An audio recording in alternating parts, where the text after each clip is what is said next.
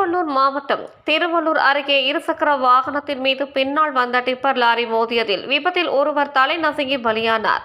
தப்பி ஓடிய லாரி டிரைவரை போலீசார் தேடி வருகின்றனர். திருவள்ளூர் மாவட்ட ஆட்சியர் அலுவலகம் அருகே உள்ள டோல்கேட் பகுதியை சேர்ந்தவர் குப்புராஜ். இவர் டாஸ்மாக் ஊழியராக பணியாற்றி வருகிறார்.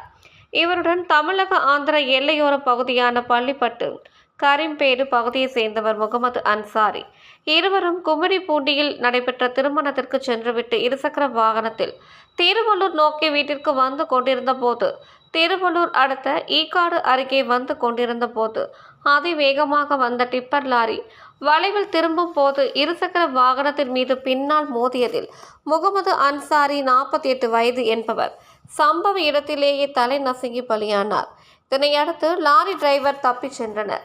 தகவல் அறிந்து சம்பவ இடத்திற்கு வந்த புல்லரம்பாக்கம் போலீசார் பிரேதத்தை கைப்பற்றி திருவள்ளூர் அரசு மருத்துவக் கல்லூரி மற்றும் மருத்துவமனைக்கு பிரேத பரிசோதனைக்காக அனுப்பி வைத்தனர். விபத்தில் பலத்த காயமடைந்த டாஸ்மாக் ஊழியர் குப்புராஜ் திருவள்ளூர் அரசு மருத்துவமனையில் தீவிர சிகிச்சை பிரிவில் அனுமதிக்கப்பட்டு சிகிச்சை பெற்று வருகிறார். மேலும் இச்சம்பவத்தை குறித்து புல்லரம்பாக்கம் காவல்துறையினர் வழக்கு பதிவு செய்து விசாரணை மேற்கொண்டு வருகின்றனர்.